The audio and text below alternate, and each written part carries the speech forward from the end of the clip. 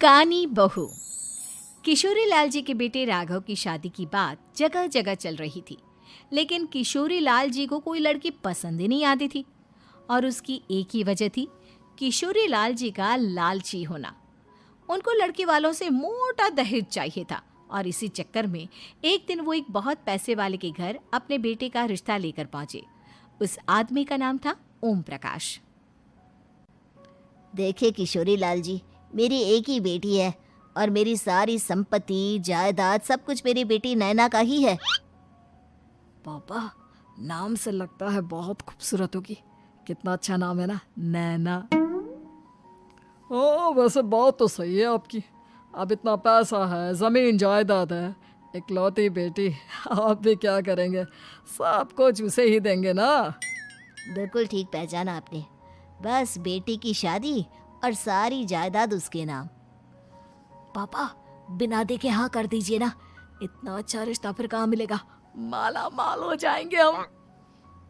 मैं अपनी बेटी को बुलाता हूँ। अरे नहीं नहीं नहीं नहीं, आपकी बेटी का नाम नैना है, सुनकर ही लगता है बहुत सुंदर होगी। रहने दीजिए अंकल, मैं तो आपकी बेटी के नाम से ही इतना खुश हो गया हूँ कि उसे बिना देखे शादी करने को तैयार हूँ। अब तो मैं उसका चेहरा सीधे शादी के बाद ही देखूंगा। और इस तरह राघव नैना का चेहरा नहीं देखता और उससे शादी कर लेता है। शादी के बाद अपनी सुहाग रात पर जब राघव नैना का घूंघट उठाकर देखता है तो नैना की आंखें बंद थी। कितनी खूबसूरत हो तुम नैना, जरा अपनी आंखें खोलकर मेरी तरफ देखो तो सही। नहीं, मुझे शर्म आती है। अरे, मैंने तुम्हें शादी से पहले भी नहीं देखा, और अब अगर तुम आंखें खोलकर मुझे देखोगी भी नहीं तो मुझे अच्छा कैसे लगेगा? इससे पहले कि नैना अपनी आंखें खोलकर राघव की तरफ देखती, अचानक से लाइट चली गई और राघव नैना को पूरी तरह से देख भी नहीं पाया। अगली सुबह नैना राघव के लिए नाश्ता बनाकर लेकर आई। अरे ये क्या, आधा पराठा सीका हुआ है और आधा बिल्कुल कच्चा। ये तुमने क्या किया नैना? बहू, तुमने क्या आधा पराठा तवे से नीचे लटका कर रखा था, जो आधा सिका है और आधा कच्चा?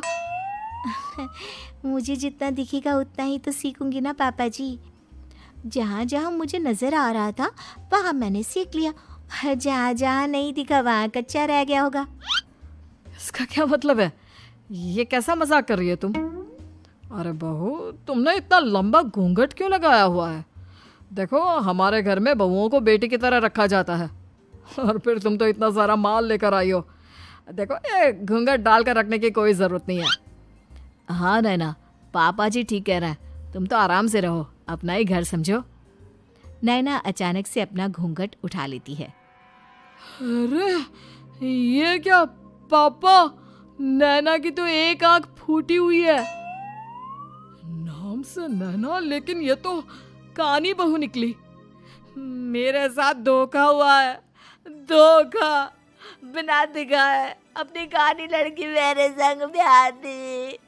मुझे कानी बीवी नहीं चाहिए। मुझे अभी ओम प्रकाश जी से बात करनी पड़ेगी। आखिर उन्होंने मेरे साथ ऐसा किया क्यों? अरे, आप लोगों ने ही तो पापा से कहा था कि आप लोग शादी से पहले मुझे देखना नहीं चाहते। अब मेरे पापा पर क्यों इल्जाम लगा रहे हैं? अरे लेकिन उन्हें बताना तो चाहिए था ना कि तुम कानी हो, एक आंख से तुम्हें दिखाई नहीं देता। किशोरी लाल और राघव नाराज होकर ओम प्रकाश को अपने घर बुलाते हैं। पापा जी, ये आपने क्या किया? शादी से पहले बताया क्यों नहीं कि नैना की आंखों में परेशानी है? अरे, आप ही ने तो लड़की देखने से मना कर दिया था। अरे लेकिन आप बता तो सकते थे। आपको तो हमारी बेटी की प्रॉपर्टी चाहिए थी, वो भी पूरी की पूरी। अब क्या हुआ अगर उसे आधा दिखाई देता है? प्रॉपर्टी तो आपको पूरी मिल गई ना। अरे ये क्या बात हुई? मेरी शादी प्रॉपर्टी से नहीं, आपकी बेटी से हुई है। अब ये तो पहले सोचना चाहिए था, तब तो मेरी प्रॉपर्टी देखकर तुम्हारी जुबान लप लपा रही थी। लेकिन मैं कानी लड़की को अपनी बीवी बनाकर नहीं रख सकता। पापा, कुछ करिए ना आप। हाँ, करता हूँ। देखिए ओम प्रकाश जी, आप हमारे साथ ऐसा नहीं कर सकते। और तुम देखो, अगर तुमने मेरी बेटी से शादी तोड़ी ना, तो जो भी प्रॉपर्टी मैंने तुम्हें दी है वो तो पूरी की पूरी वापस ले ही लूँगा, और आधी प्रॉपर्टी तुम्हारी भी लूँगा। अरे मेरी आधी प्रॉपर्टी भला क्यों लेंगे आप?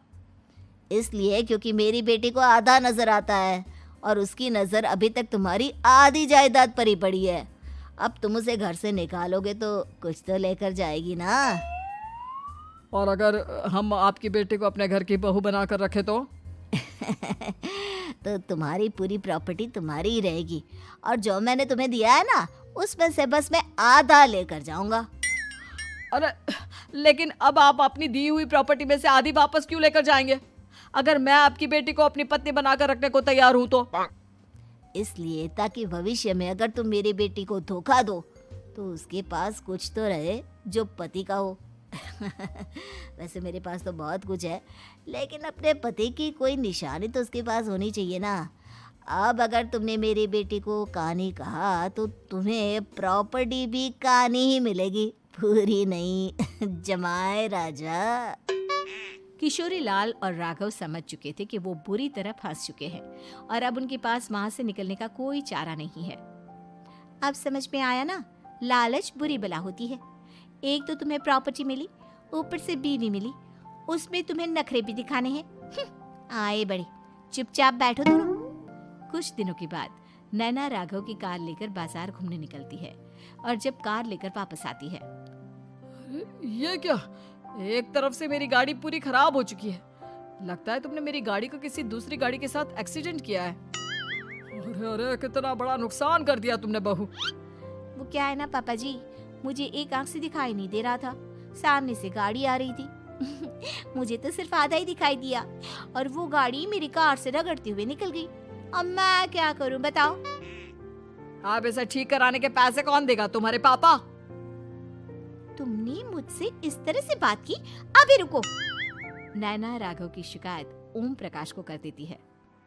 देखो राघव, अब जो मेरी आधी प्रॉपर्टी तुम्हारे पास थी ना, उसमें से आधी और मैं लेकर जाऊंगा, क्योंकि तुमने मेरी बेटी को डांटा। अरे नहीं नहीं पापा जी, गलती हो गई, माफ कर दो। गलती की तो कोई गुंजाइश ही नहीं। अगली बार मेरी बेटी को डांटा तो बची हुई आधी में से आधी और ले जाऊंगा। लालच के चक्कर में हम दोनों ने बहुत बड़ी गलती कर दी बेटा। एक तो तुम्हें कानी बहू मिली और ऊपर से जो माल मिला वो भी काना।